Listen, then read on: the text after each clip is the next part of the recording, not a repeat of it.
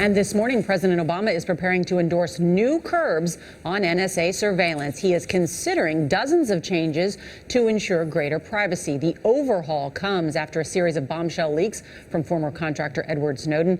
Bill Plante is at the White House with new details. Bill, good morning.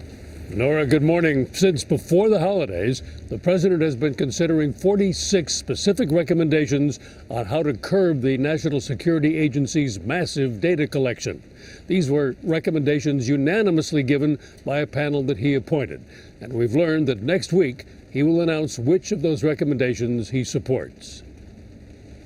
The president met with top intelligence advisors and members of Congress this week as he prepares his final decisions on the report.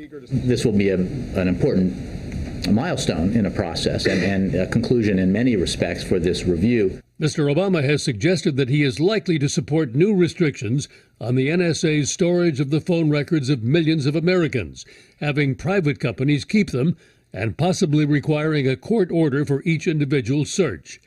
He's also expected to back limits on surveillance of non-U.S. citizens, including foreign leaders.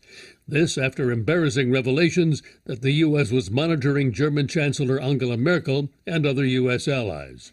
Of the 46 recommended changes from the White House review panel, some may happen immediately. There will be some, I expect, that he will want to act on or want the government to act on right away. There will be others that he may decide should not be acted on, and there may be some that would require further review. Privacy advocates, including some members of Congress, say the president should go further. I am supportive of his motives and what he's trying to do. My only additional comment is that I think what we need is to do something more dramatic than what he's proposing. But critics who oppose changes at the NSA say necessary checks and balances are already in place. The system is working. If the President's Commission had shown how there were abuses, that would be one thing. If it showed that there had been abuses, if they had shown that the intelligence is not important, the fact is this intelligence is valuable. The President said that.